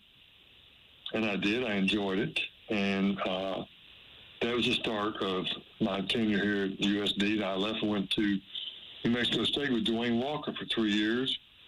I promised Dwayne I'd stay over there 3 years. I did. And I came back here. Ron happened to have a job open, and he gave me an opportunity. And then he left, and of all things, he recommended me, and I luckily fell into this. And it's been really rewarding. I think you get more somehow seeing an 18-year-old grow into a 22-year-old and go off into the world and make something of himself. I think it's nice to have coached in the NFL, but there's a little different flavor when you're helping an 18-year-old become 22 and he gets a great job, or we have one or two, three players in the league. So it's very, very nice, and I'm very grateful to the University of San Diego for giving me a chance. Well, a couple more things for you, Coach. Thanks for taking the time today. Dale Lindsey joining us, the head coach for San Diego. His Toreros take on Montana State on Saturday in Bozeman. And one broad question I want to ask you, Coach, the fact that you've been involved in football for the majority of your life and for decades and decades and decades, how has football in general, in your mind, changed? What are the biggest changes you've seen to the game? Well, they actually give players water this day and age. I never saw that.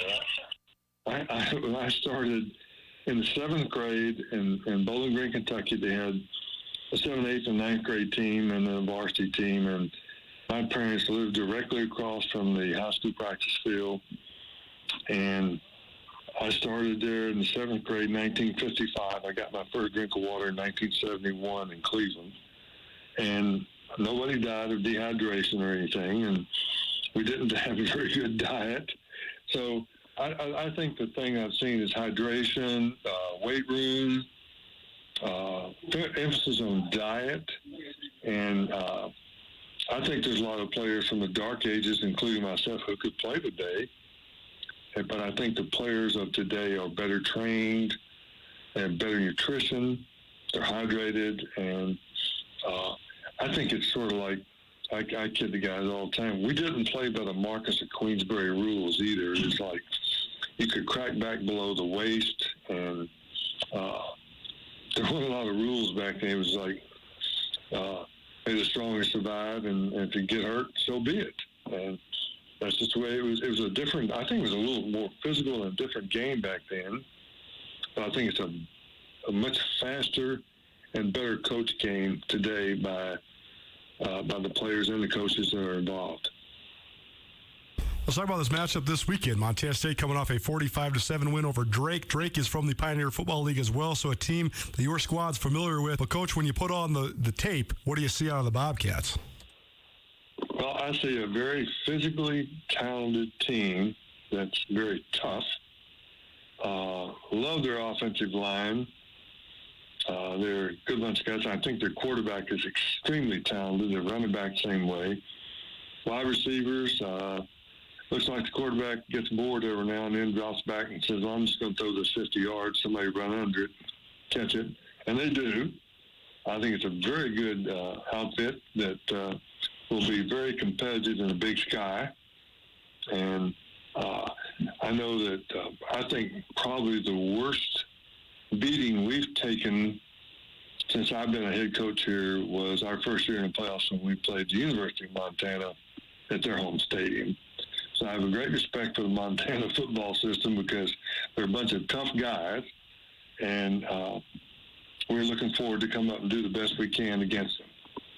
Personnel-wise, when you look at the defense, number 15, Troy Anderson, he's done everything in his career. Exceptional player. I mean, he's been all-league and all-American at running back, quarterback, linebacker, everything. Now he's playing in the middle of that defense. I know he's only played that Mike spot for 2 games, so you've probably only seen him this year playing that spot. But is he a guy that stands out? And if so, what stands out about him? Is there anybody else that pops on film for you defensively for the Cats?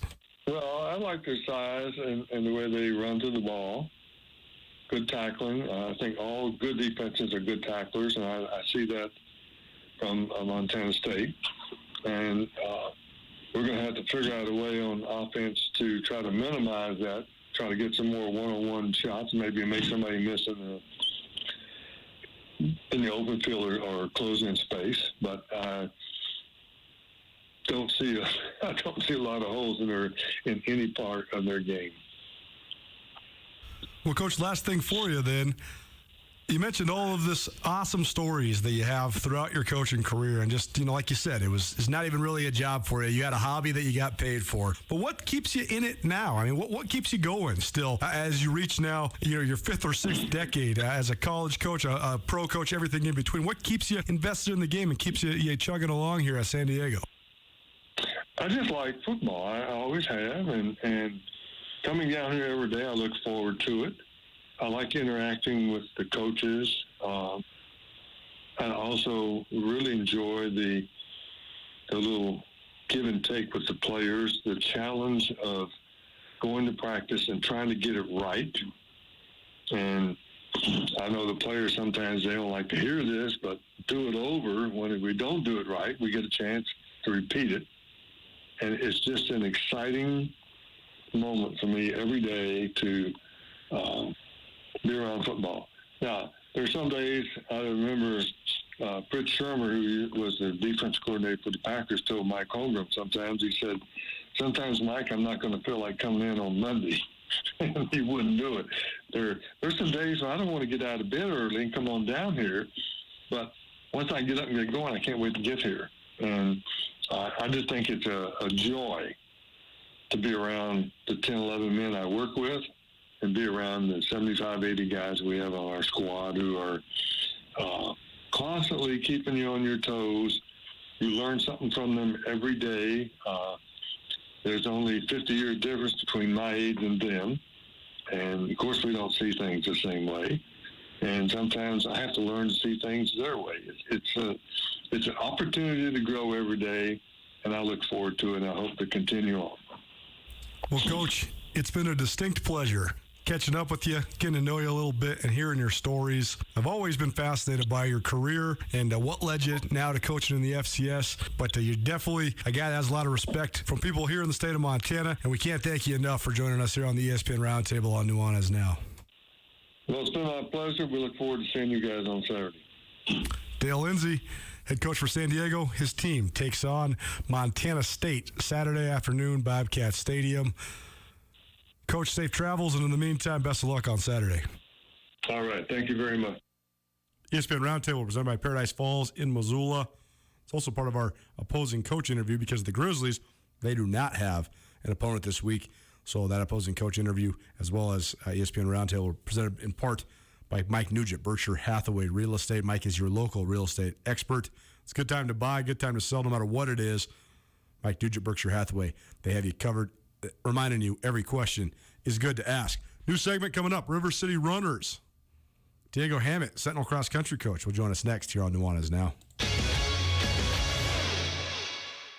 Hey, it's Colter Nuanez from Nuanez Now. I'm here with Brent Wahlberg of the Wahlberg team at Windermere Real Estate. And Brent, you guys have been the official realtors of Grizz Athletics for quite some time. What most do you like about supporting the Grizz in Missoula? Born and raised here in Missoula. I grew up 2 blocks off campus. A lot of us Montana kids were growing up on weekends in the fall. You're out in the woods hunting. I was sitting in Dorm Blazer and then Washington Grizzly Stadium watching the Grizz. I grew up with Grizz in my blood. It's just a wonderful part of our community and happy to be a part of it. Give the Wahlberg team a call today, 529-4663. Are you ready to step up your hair game but just not sure where to go? Well, Compass Barbershop, recently voted one of Missoula's best barbershops, is here for you. For the precision cut you're looking for, you've got to find your way to Compass Barbershop. Missoula's retro barbershop and salon for everyone. It's easy to schedule your appointment online at compassbarber.com. For more details, you can find them on Facebook or Instagram. Find your way to Compass Barbershop, open Monday through Saturday on the Hip Strip at the corner of modern and retro. If you're one of thousands of businesses that face additional charges from a money transferring service, Farmer State Bank has great news. They offer Zelle, a fast, safe, and easy way to send money to friends, family, and others you trust that have a U.S. bank account. Best of all, it's free at Farmer State Bank. Simply download our mobile money app and follow the prompts to enroll with Zelle today. It's fast, it's green, and it's free. Farmer State Bank. Member FDIC. Terms and conditions apply. Sometimes all the sports commentary gets a little bit exhausting. That's not true. You love sports, but we like to bring the laughs, and sometimes we like to make fun of ourselves a little bit as well. And that's what Carolyn, the chick who doesn't know sports, brings to Nuanez Now each Thursday. Well, okay, so speaking of soccer, last week we talked about Malice in the Palace. Yes. Well, this week in France, as I like to say since I'm from Chicago, France, there was a Malice in the Palace, or whatever. I don't know how you say it in French. But there was a team between Nice and Marseille. Sure.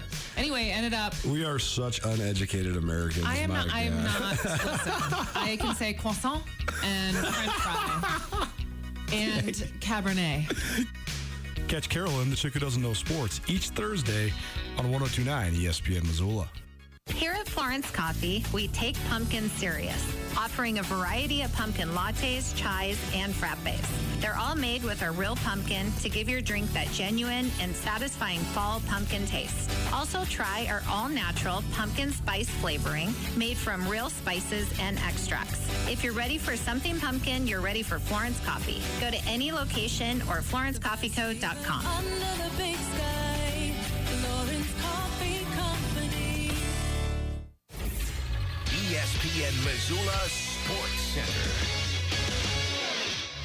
The in-state recruiting battle kept ripping in the Treasure State as the Bobcats landed a trio of talented Montanans over the weekend, and high school football had another unpredictable Friday. Hello, I am Colter Nuanez. 5 of the first 6 in-state recruits to commit for the class of 2021 pledged to Bobby Houck's Montana Grizzlies. But over the weekend, Montana State swung back, landing 3 highly regarded prospects. First, Florence standout two-way lineman Ethan Abbott, who currently leads the top-ranked team in Class B and will play defensive line at MSU, gave his commitment. Then came the Dowler twins, Taco and Caden, a pair of electric and fast wide receiver and defensive backs out of Billings West High. Those 3 are among 4 Montana products committed to the Bobcats. The other is Burke Mastel, a lineman from Red Lodge. Montana currently holds commitments from Helena High quarterback Caden Hewitt, Helena linebacker Marcus Evans, Hamilton quarterback Tyson Rostad, Missoula Sentinel defensive end Zach Cruz, and Kalispell Glacier kicker Patrick Rohrbach. A pair of the most noticeable prep football results of the week came from 2 Western Montana Class B contenders. Fresh off a 52-0 win over defending state champion Manhattan, Florence rolled past number 7 Three Forks 43-0 on Friday, and Loyola, a team that did not score a touchdown last fall, won for the second time this season by outlasting the free-falling Tigers 20-14 in overtime. The biggest upset in the Class AA ranks Friday came when upstart Butte posted a 34-20 win over Hewitt and number 2 Helena High.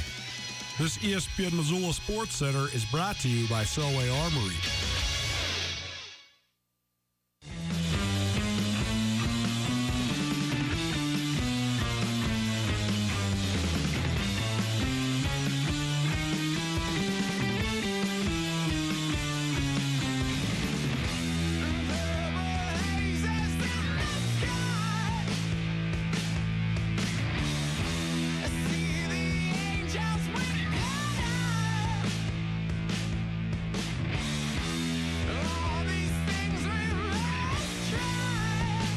What up, Montana? Welcome back. Nuanez Now, 102.9 ESPN Missoula, as well as statewide television, SWX Montana TV. I'm Colter Nuanez. We're broadcasting to you live from the Northwest Motorsport Studio, Northwest Motorsport. Find them online, the largest inventory of trucks anywhere in the Pacific Northwest. Visit online, nwmsrocks.com. That's nwmsrocks.com. Time now for another great new segment we're unveiling here at Nuanez now. Someday these will not be new. I won't have to say this every time. They'll just be part of your daily habits and your lexicon, as it were, for this show. It's River City Runners, presented by Zootown Sports Cards. We're going to feature people from around the running community, both in Missoula and around the state of Montana. Big running town here in Missoula. So this will feature college and high school coaches and athletes, as well as maybe some local runners. There's a lot of really accomplished and great local runners, like when the Missoula Marathon's coming around, they probably have the winner on the show, things like that. So be focused on running. Zootown Sports Cards, located there right across the street from Dornblazer Field, the corner of South and Higgins. An awesome place. They have all sorts of cool collectibles, sports cards, everything in between. I got a bunch of cards right here that I bought down there the other day. This is a really cool one right here. I don't know if the camera can fully see it, but it's a 1959 Topps card chronicling when Ted Williams returned from the Korean War in 1953. So I got that one down there the other day. Of course, got myself a little Brett Favre action.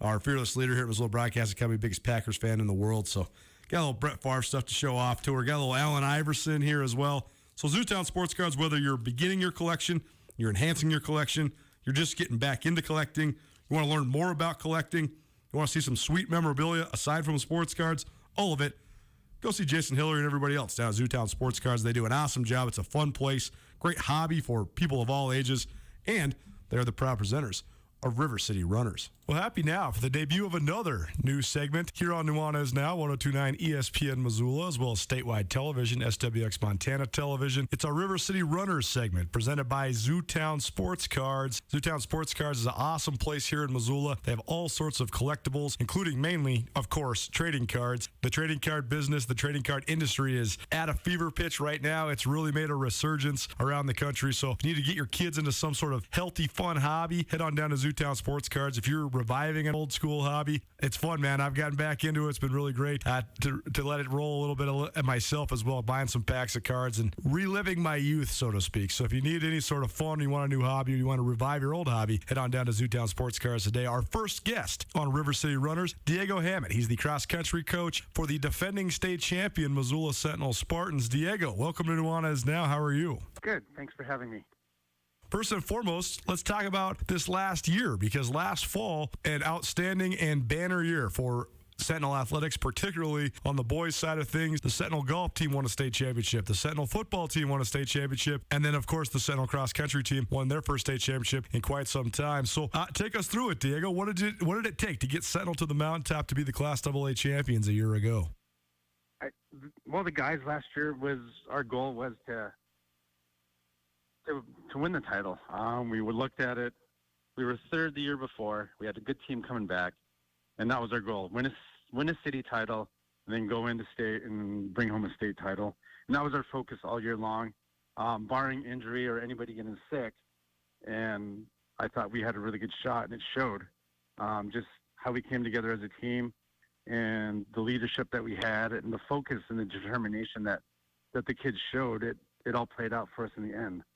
And we were able to pull that off. So I was proud of their work ethic. They were humble about it. They were hungry about it. And they wanted it, and they went after it and got it. So, and it showed. Cross country, track, and field, both fascinating, because I love covering the sports, because you need to be your best when your best is needed. In other words, you have to basically perform at your best to win that state championship when it is the state meet. And a lot of times things like being healthy, not being sick, not being injured goes into it as well. But how are you able to sort of help your guys channel that and peak at the right time and perform their best when it was on the biggest stage? I just, I go into the season looking at our meet schedule, looking at what we have to do, and I try and set up my training schedule to move us along through the season to where we're ready to peak at city and at state. And I change things up during the season. If I notice something like kids are being lethargic or not performing the way they should, then we'll switch up workouts. I look at kids and ask them how they're feeling. If there's kids that aren't feeling well, I will sit them out, just to give them that rest, to maybe mentally get refocused or physically refocused. And like I said, the kids were last year. The kids were eager to do it. They were just hungry and wanted to get after it. And it's hard holding that, those type of kids back when they have that desire to accomplish what they wanted to accomplish.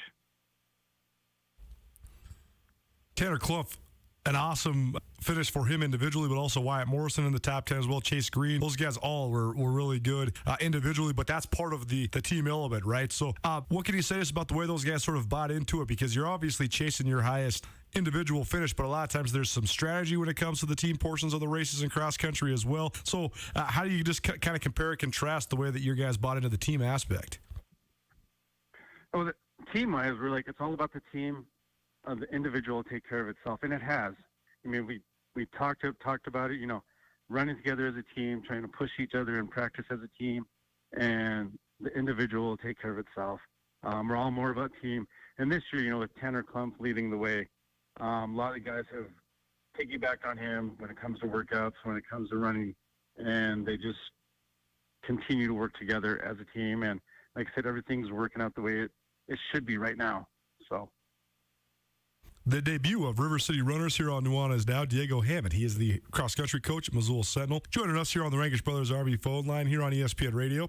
And Diego, let's talk about now coming into this year. Now you have had a couple meets under your belt. The Mountain West Classic coming up this weekend at the University of Montana Golf Course here in Missoula. So what's it been like early? What's early returns for you guys? And what's the dynamic like when you are the defending state champs? I know that like Dane Oliver with the Sentinel football program, we've talked to him pretty extensively about, Sentinel, they kind of have a bullseye on their back now. Everybody's trying to knock off the defending state champions. Does that dynamic exist in cross country? And what have you thought of your guys' performances so far early on in the young season?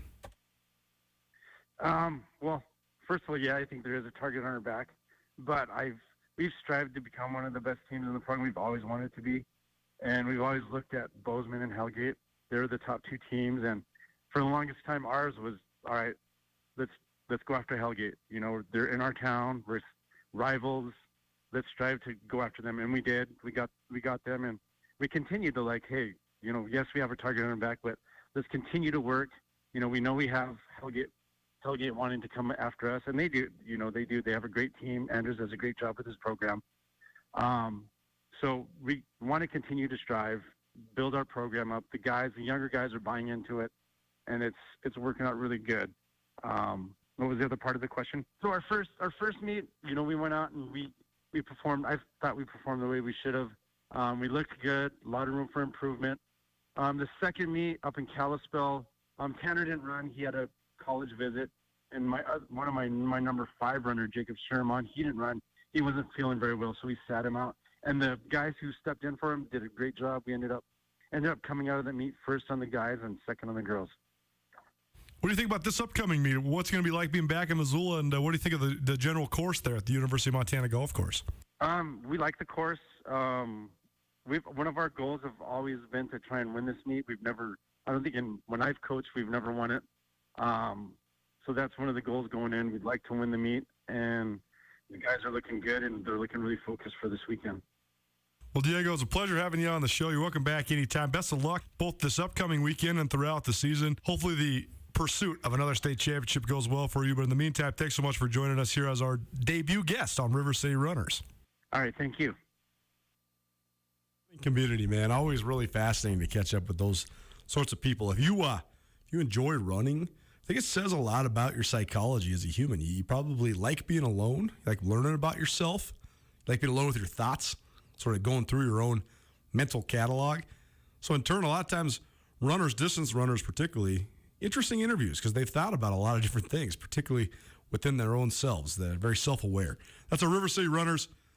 New segment here on Nuanez now presented by Zootown Sports Cards. Zootown Sports Cards located right across the street from Dorn Blazer Field, corner of South and Higgins. Great spot if you're looking to buy or sell cards. You're looking to bolster your collection. You're looking to get back into collecting. You're looking to start collecting. All that and more. Zootown Sports Cards has all of that for you.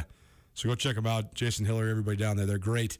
And they've really revitalized my collecting habits as well, which has been very fun for me. Take you home, give you a preview for the rest of the week, and talk a little bit of college football. Keep it right here, ESPN Radio.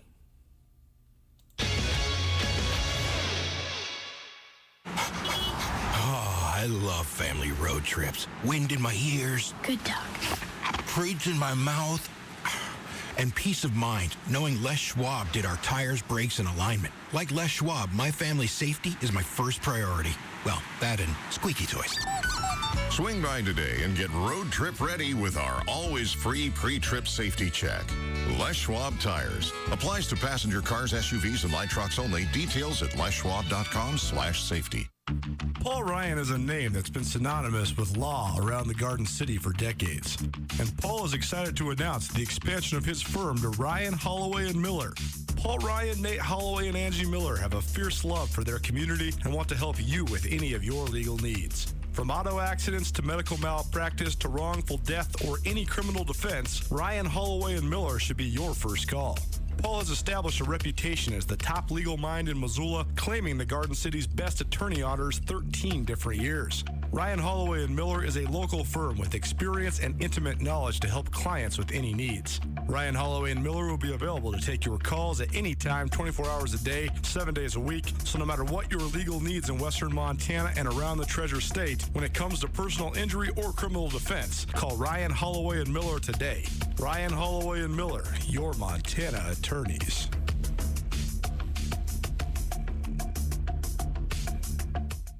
Open your new Stockman Bank account anytime, anywhere with online account opening. Now, you can open an account in minutes on your laptop, tablet, or mobile phone. It's convenient, simple, and secure. Open your new account today at stockmanbank.com. Then, add our online and mobile banking services so you can manage your money when, where, and how you want. Stockman Bank, Montana's brand of banking. Member FDIC. Not completing high school is more of a social thing than it was an academic thing. I came out in the 11th grade. Nobody was embracing you. The kids were cruel. It was very difficult to be gay. Even though all these years have passed, I still had that longing to have my diploma. The hard part was determining that I was going to do it, but I definitely didn't do it alone.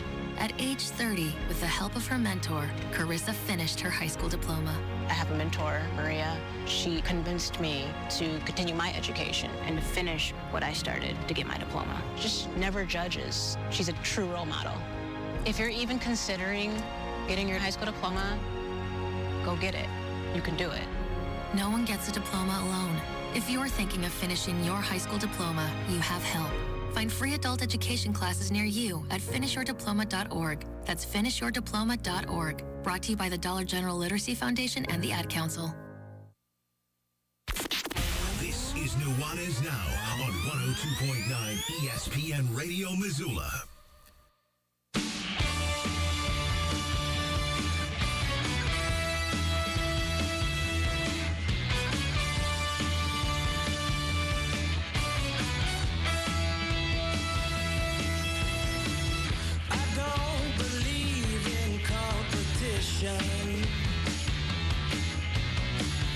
Ain't nobody else like me around. I don't need your inquisition. What up, Montana? Welcome back. Nuanez Now, 102.9 ESPN Radio, as well as SWX Montana Television.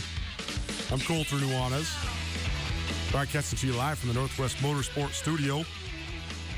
Visit Northwest Motorsport online, nwmsrocks.com. That's nwmsrocks.com. You can check out the largest inventory of trucks anywhere in the Pacific Northwest. Miss anything in today's show? Awesome guest list. Sean Rainey, SWX Montana Television, swung by. Talk NFL and including gambling, sports gambling, best bets. Our Make It Rainy podcast, I'll be joining him and Zach Kaplan pretty much every week of the year throughout the NFL season, doing picks, leans, passes, all the above. So you can check the Make It Rainy podcast out a little later on this week as well. I believe actually Sean probably produced it last night because I think he's off now on Wednesdays. So that one's likely up there. Let's go check that out as well. Alex Eshelman, also from SWX Montana Television, swung by. Talk all things Montana State as part of our Montana State Minute. Also, gave you some fancy football advice, some wings, the Desperado Sports Tavern and Grill as part of our Wing It Wednesday. Heard from Dale Lindsay, head coach of San Diego. The Toreros are in Bozeman, only college football game in the Treasure State this weekend. I'll be over there in Bozeman. I covered the Bobcat game. Coach Lindsey's been at San Diego for 8 years, but he's also been a coach in some form or fashion since 1974. He's been involved in football since the 50s. He played in the NFL from 61 to 74, coached in the league for 27 years, and has been at San Diego for the better part of a decade. So very interesting interview about the evolution of football. Also some great insight into some of the great players he coached while in the league, including Hall of Famers like Brian Urlacher and Junior Seau. And then we debuted our River City Runners, featuring Diego Hammett, the head cross-country coach for the Sentinel Spartans. All that from today's show can be found on the podcast, which is proudly presented by Blackfoot Communications, Sportsbet Montana, and the Wingate by Wyndham Hotel. Speaking of Blackfoot, they're another proud sponsor of a lot of our podcast stuff around here, Missoula Broadcasting Company, as well as ESPN Radio, Skyline Sports, all of the above. But Blackfoot Communications and First Security Bank, the two presenting sponsors of Grizz Greats, the 20th anniversary of the 2001 national champions. I know football season's rolling. We've been trying to get all of our ducks in a row before we start releasing these things. I have recorded episodes already, including one with Dylan McFarland, which we'll have out before the weekend, as well as one I'm recording tomorrow with Johnny Montana, John Edwards, the Billings West product who led the Grizzlies as a quarterback to that 2001 national championship. One of Montana's favorite sons. Get some tracks laid down with him tomorrow as well. So very much looking forward to talk to John Edwards tomorrow. But we'll be rolling out Grizz Greats, probably do one a week throughout the rest of football season. But we have a couple already recorded. I know we're a little bit delayed in terms of aligning with the beginning of football, but have no fear. We will have another Grizz Greats podcast series for you. You can find Grizz Greats on all your podcast hosting platforms, whether it's Grizz Greats, the coaching tree, chronicling the epic head coaching lineage from the Judd Heathcote coaching tree, or Grizz Greats, the silver anniversary of the 1995 national champions, a 25-part podcast series about the 1995 Grizzlies, or now this one, Grizz Greats, the 20th anniversary of the 2001 national champs. Tomorrow, Gus Tutel back in the seat. Also hear from Brent Began. The world of real estate is always evolving. That's more true now than ever. If you are a longtime Missoulian that is looking to upgrade or downsize, it might be the best time yet to sell. If you're in the position to buy something new, today might be the best time to buy. And no matter what questions you have when it comes to residential or commercial real estate, Mike Nugent and the professionals at Berkshire Hathaway in Missoula